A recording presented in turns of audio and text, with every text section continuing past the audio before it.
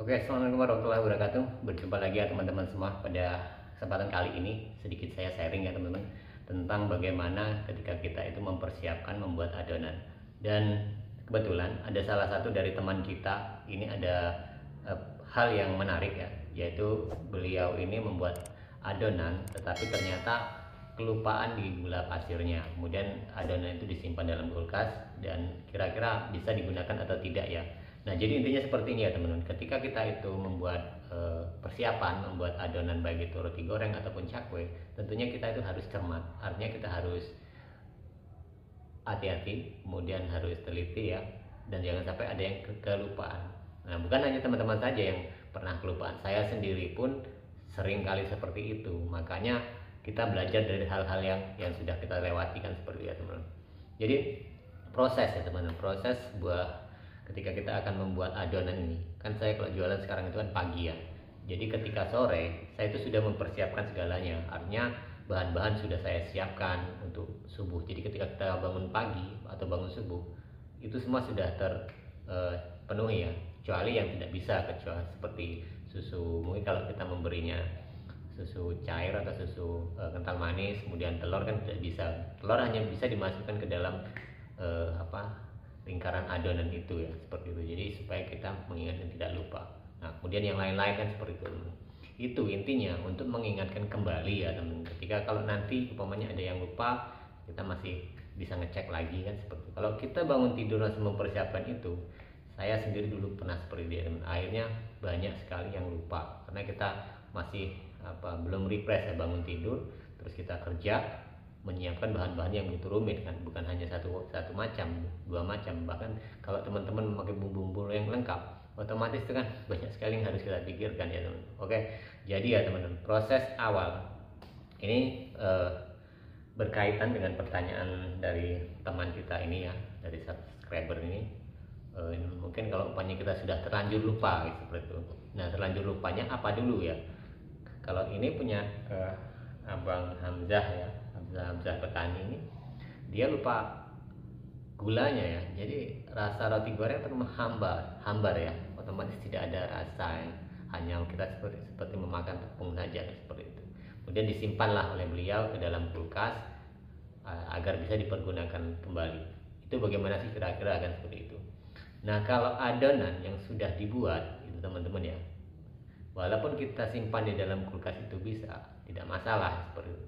Tetapi kalau bagi kita sebagai pedagang, tentunya itu beresiko besar. Karena dari segi freshnya itu kan sudah tidak, ya artinya sudah tidak alami lagi, fresh lagi ya. Intinya seperti itu ya.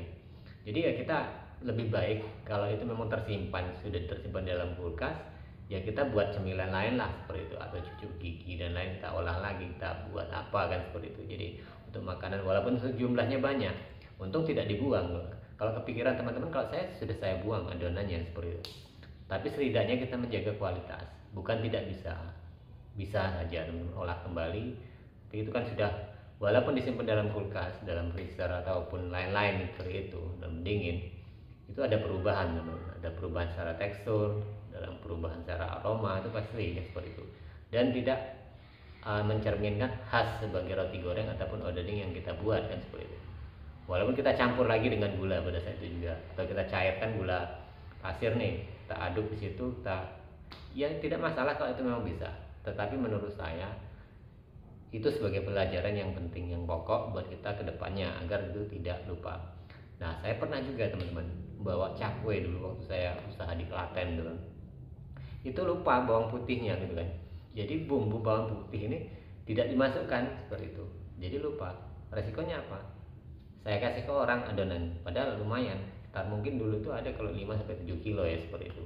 Itu untuk cakwe aja ya. Jadi lupa bawang putih. Kemudian pernah juga lupa pengembangnya atau ragi insannya. Otomatis tidak ngembang teman-teman. Mau gimana coba? Ya saya buang seperti itu. Saya kasih ke orang yang mau. Tapi kan begitu banyaknya pada saat itu, mungkin ada kalau membuat lebih dari 6 kilo, 7 kilo waktu di Samarinda itu. Jadi sering kali. Nah, jadi kalau teman-teman itu sampai lupa bahan dasar atau bahan pokoknya, itu sudah resiko untuk dibuang.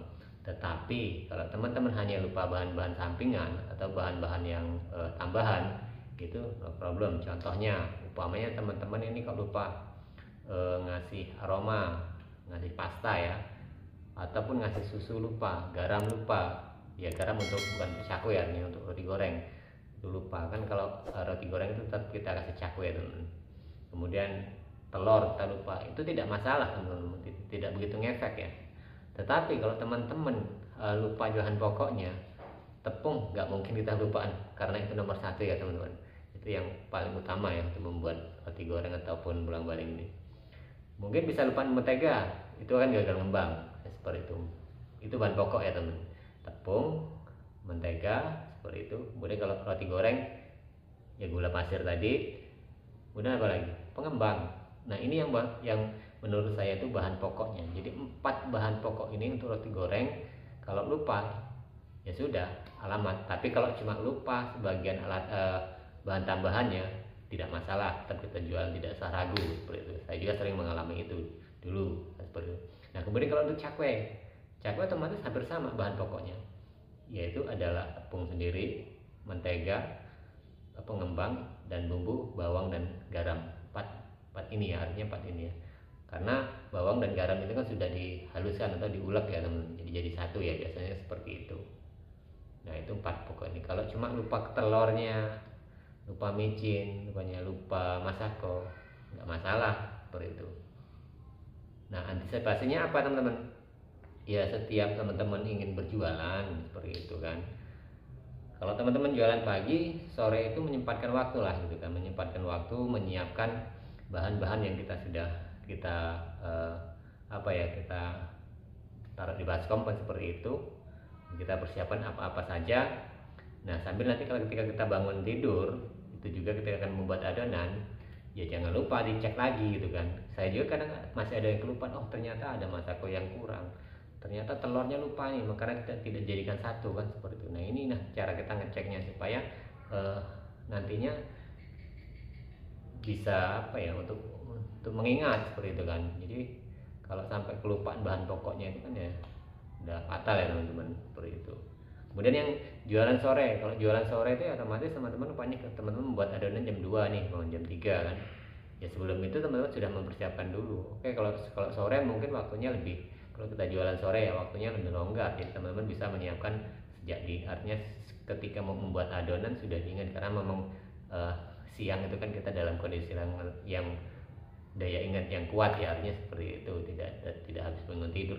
Mungkin kalau dari bangun tidur siang juga begitu bangun kan lupa, kan ada yang lupa kita menyiapkan bahan-bahan. Itu juga tuh persiapan sebenarnya seperti itu. Jadi intinya ya teman-teman, kalau ada bahan pokok yang lupa, bahan pokoknya untuk membuat roti goreng lupa, ya kalau menurut saya janganlah diteruskan, itu akan merusak pasaran juga. Ataupun satu lagi, kalau teman-teman tidak habis ketika jualan, itu jangan dijual kembali. Pengalaman saya pernah sekali seperti itu akan merusak pasaran. Ada yang protes karena beda secara kualitas, secara tekstur dan lain-lain. Nah itu akan merusak pasaran teman-teman. Jadi saya bisa mengatakan seperti ini karena saya pernah mengalami itu ya. Kadang kita bicara sayang sekian banyaknya sisa, karena kalau namanya orang dagang itu kan tidak mesti ya teman, kemarin ramai, hari ini belum tentu kita ramai kan. Nah, jadi itu alasan-alasan kenapa ketika kita membuat adonan ataupun ketika sisa jualan sudah kita ikhlaskan, artinya itu tak kita bagi dengan siapa, seperti itu kita berikan dengan siapa, karena daripada kita menanggung resiko sendiri. Karena namanya orang berdagang berjualan itu kan kita ingin langgeng seterusnya, semakin ramai, bukannya semakin sepi kan, seperti itu. Harapannya semakin sukses, semakin ramai. Jadi pada dasarnya kecil apapun kesalahan kita minimalisir, kita jelaskan kepada pelanggan ya, seperti itu teman-teman ya.